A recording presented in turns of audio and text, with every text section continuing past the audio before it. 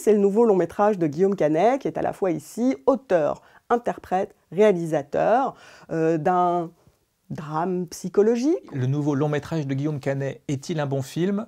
Non. Mais il y a des échecs qui sont plus intéressants que d'autres, et cet échec-là a quand même des qualités.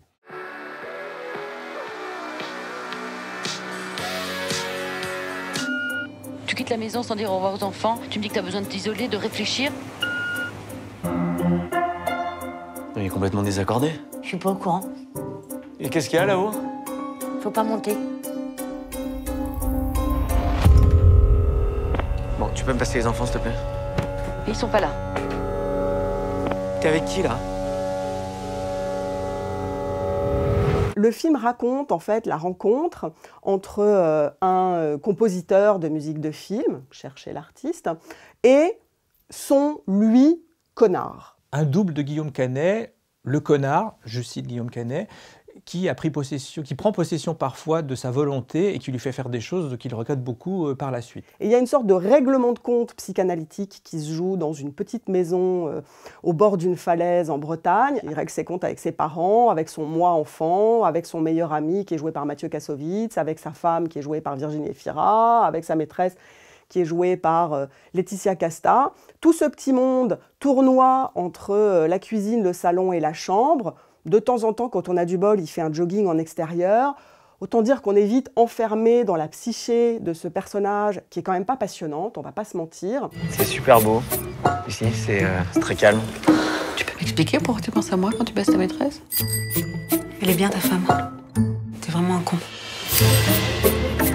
Mais qu'est-ce que tu fais là, toi? T'es pas encore couché? Maintenant, il fait même pas nuit. Voilà, maintenant il fait nuit. Guillaume Canet se met clairement dans les pas d'un certain Bertrand Blier. On peut même dire qu'à certains moments, surtout dans les problèmes pour étudier, pour parler des affres de la création, on est presque dans du Mankiewicz. Le problème, c'est que ce soit comme dialoguiste et comme metteur en scène, Guillaume Canet n'est ni Bertrand Blier et encore moins Joseph L. Mankiewicz. Ce qui est difficile, c'est que chez les admirateurs de Blier, dont je suis, la barre est très vite assez haute, en fait, même sur les films qu'on aime moins de Blier, parce qu'il y a toujours une sorte de profondeur cruelle, il y a un sens des dialogues qui est quand même assez éblouissant, qu'on ne retrouve pas dans le film de Guillaume Canet. C'est-à-dire qu'une fois qu'on a compris que ce qui se jouait, ça se jouait dans sa tête et qu'il allait régler ses comptes à son moi connard, et ben finalement, on a compris le film, mais on n'est qu'à la moitié. Et c'est là où peut-être qu'un peu plus d'écriture, ou peut-être qu'un peu moins d'autocomplaisance aurait valu le coup. C'est un petit peu la limite du film qui est très ambitieux, malgré sa forme assez sèche, malgré son petit budget, si on laisse de côté évidemment les salaires, les cachets sont tous très importants des vedettes qui y figurent. Le film est quand même ambitieux, mais Guillaume Canet n'a peut-être pas les moyens de ses ambitions. Ça fait tellement de la peine, votre histoire. Je suis venu ici pour m'isoler. Excuse-moi mon amour, mais l'artiste en panne d'inspiration qui part s'isoler, c'est un cliché. Faut que tu apprennes à accepter certaines choses de toi. T'es victime de toi-même. Tu veux quelque chose qui n'existe pas? Tu veux entrer? C'est plutôt les rapports de Canet avec les femmes qui sont montrés avec beaucoup de sincérité, de franchise, à la fois avec le personnage de son épouse. Je ne sais pas si c'est le double de Marion Cotillard. En tout cas, elle est jouée et très bien jouée par Virginie Efira.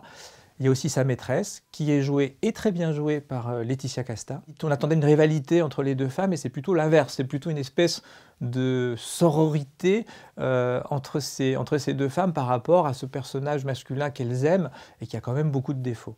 Il réussit quelque chose d'intéressant dans ce film-là, c'est-à-dire qu'il modernise pour le coup les personnages féminins qui lui échappent. Évidemment, le compositeur, quand il convoque tous ces personnages dans sa tête, c'est lui qui écrit les dialogues, il a un rôle de démiurge en fait dans cette histoire. Et ce qui est beau, c'est que ces personnages féminins lui échappent et que la rivalité très convenue qui prévaut dans beaucoup d'histoires, beaucoup de livres, beaucoup de films, hein, la rivalité féminine bien connue, l'épouse et la maîtresse qui se tireraient dans les pattes et qui se battraient jusqu'au sang pour garder cet homme tellement précieux, et bien en fait, elle lui explose au nez et en fait les filles se liguent un peu contre lui et sont beaucoup plus intéressantes que ce qu'on pouvait craindre. Donc il y a du bon, il n'y a pas que du bon.